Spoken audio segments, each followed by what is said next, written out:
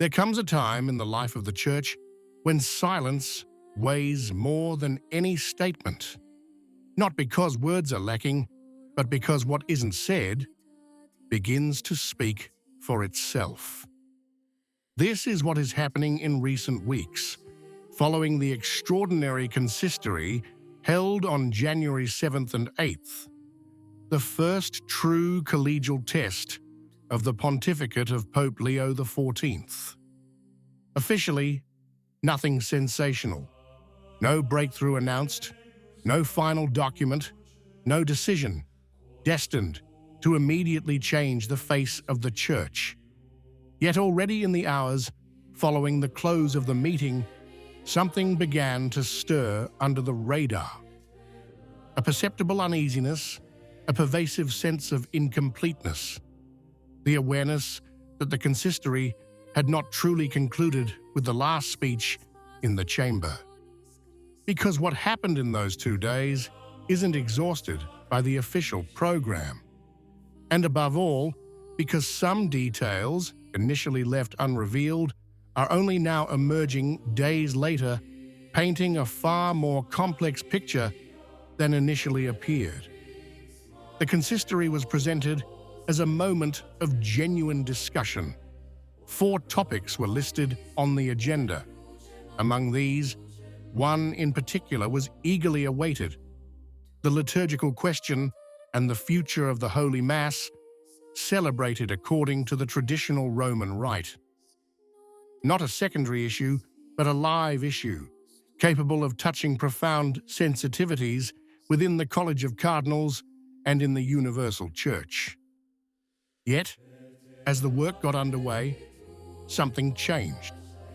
With a formal, seemingly neutral reason, lack of time, it was announced that only 2 topics would be addressed.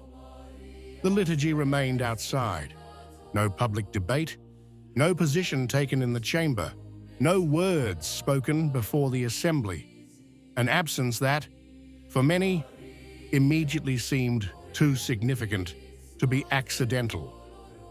Because, when a long-awaited topic is excluded without discussion, the issue is no longer what is said, but what is left unsaid. And in the Vatican, what is left unsaid often carries more weight than official pronouncements.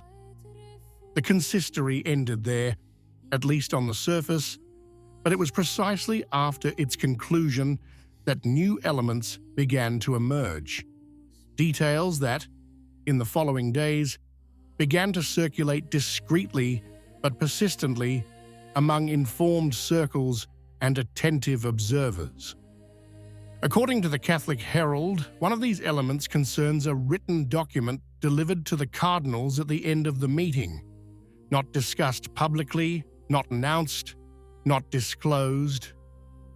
A text that was not part of the official debate, but which would have been distributed in confidence.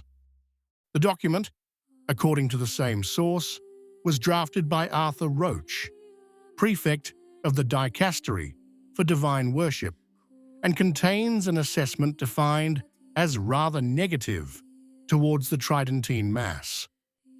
This fact alone would be enough to raise serious questions, but it's the context that makes it particularly significant. Cardinal Roche is not a neutral figure on the liturgical level. In recent years, he has been one of the main interpreters and implementers of the restrictive line inaugurated with Traditionis Custodes. His position is well known, as is his role in guiding diocesan practices regarding the traditional Mass. The fact that one of his documents was delivered to the cardinals just as the liturgical theme was excluded from public debate cannot be considered an irrelevant detail. And here lies the true narrative fracture of this consistory.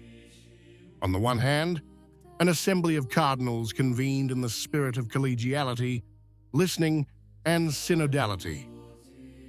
On the other hand, a central issue for millions of believers is not being openly discussed, but addressed indirectly through a confidential written document signed by one of the figures most identified with the restrictive line. In the days following the consistory, this dynamic began to be interpreted by many as a signal, not yet a formal decision, but a direction. Not an explicit condemnation, but a direction already mapped out. The widespread feeling is that the liturgical question has not simply been postponed, but handled elsewhere, in ways different from those announced. And it is precisely this that keeps the tension alive. Because, if nothing has truly been decided, why distribute such a highly characterized document?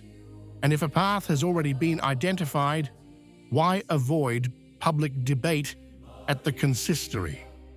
The consistory, thus, no longer appears as a concluded event, but as the beginning of a new phase, in which decisions seem to mature away from the spotlight, only to emerge gradually through indirect signals and operational choices.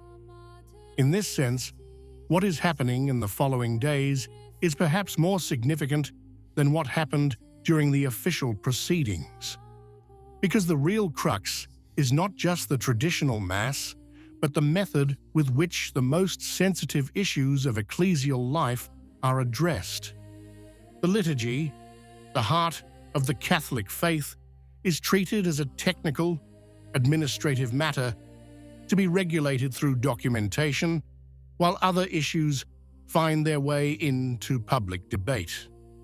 This imbalance has not gone unnoticed, and it risks further fueling a perception of distance between official language and lived reality. The January consistory, therefore, did not end with nothing accomplished. On the contrary, it left a wound open, a wound made up of silences, confidential documents, and decisions that seem to have been developed far from collegial discussion. It remains to be seen whether this line will be made explicit in the coming months, or whether it will continue to manifest itself through indirect signals. But one thing is certain: what wasn't said at the consistory continues to speak, and perhaps more loudly than any official statement.